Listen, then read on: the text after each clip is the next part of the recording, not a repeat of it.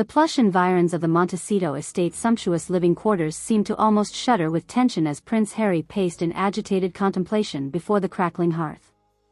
His brow furrowed in a deep furrow of consternation barely visible beneath the soft amber glow of the firelight dancing across his chiseled features.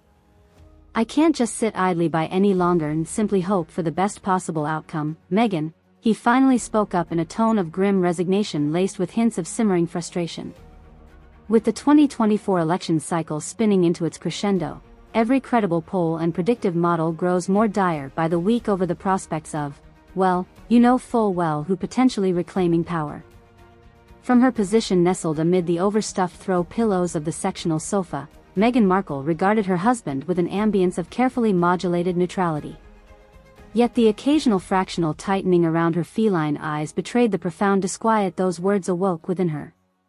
"You're referring to the very real possibility of DJT serving a second term and us needing a contingency for navigating that harsh reality, aren't you?" she replied with equal diplomacy, mindfully monitoring Harry's reactions. The sullen Duke gave a morose nod, not even deigning to verbalize the reviled name on his lips. Instead he pivoted towards the balcony's windowed panes showcasing Montecito's sweeping coastal vistas, his hands clenching fists in his pockets. "We both knew one of the steepest anticipated prices for abandoning royal tradition and laying down permanent roots abroad would entail adapting to democracy's occasional upheavals," he stated in a deceptively neutral tone that still carried the barest tinge of aristocratic condescension. "Yet even with all the mental fortitude I thought we'd mustered over these past several years, I'm still struggling to envision any viable path for riding out such a seismic jolt to the world order with our principles and souls intact." Meghan felt her pulse rate spike at the blunt admission of dread being voiced. She knew her husband well enough to realize when he was on the verge of beginning to emotionally withdraw and compartmentalize.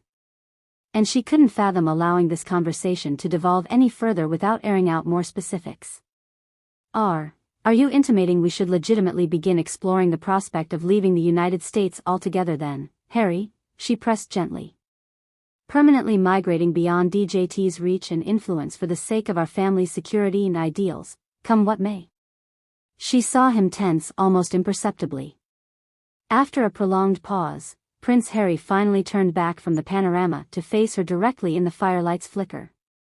His emerald stare was etched with a piercing intensity that belied the carefully measured timbre of his baritone.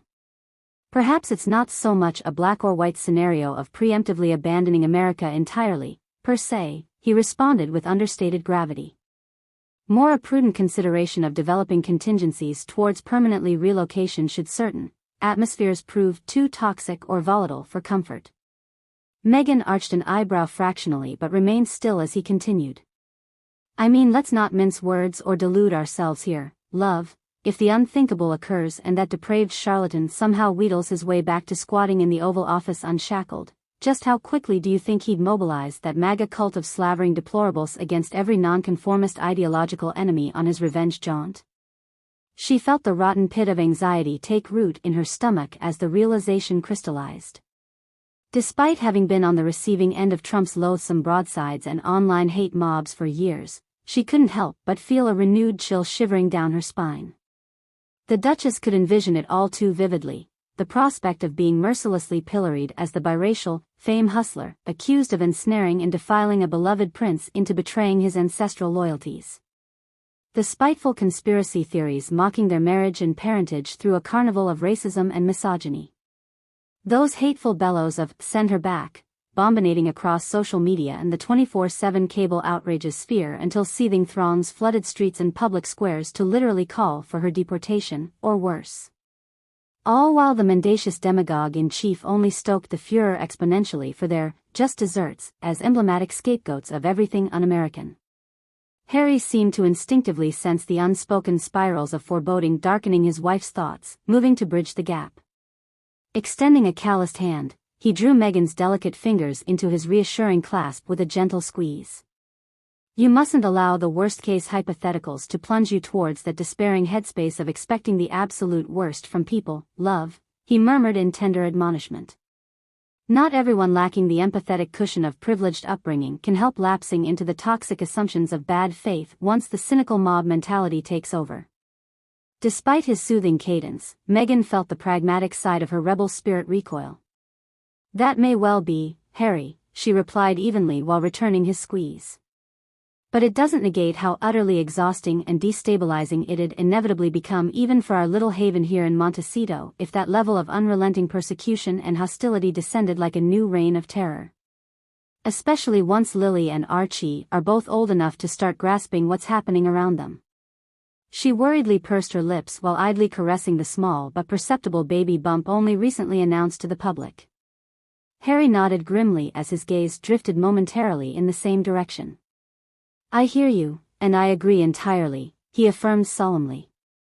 "Which is precisely why I believe some preliminary exploration of potential options to remove them from harm's way might be advisable, should things spiral out too far." The Duchess arched a skeptical eyebrow at that oblique phrasing. "Have you been discreetly scouting alternative allocations then?" she asked carefully.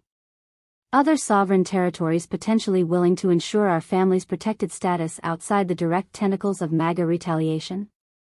The Duke allowed the faintest wistful smirk to play across his lips. "Nothing so unilateral as that, darling," he assured with a teasing lilt. "But certain overtures have been cautiously extended regarding possibilities for temporary viewers situated well beyond any despotic reach of Home Orange.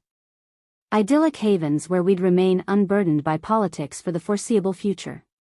Meghan felt the frown deepening across her features as all pretenses at coy obfuscation evaporated from Harry's disclosures.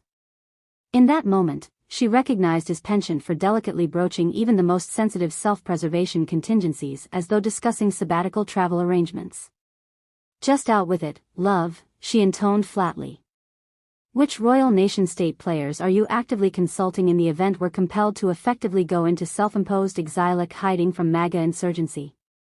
Her tone caused Prince Harry to visibly tense up and regard her carefully before answering.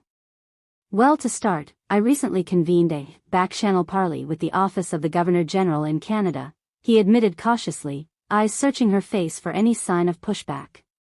Considering their existing precedents handling defectors as political asylees, they seemed quite amenable to temporarily extending protected accommodations and even citizenship status if required.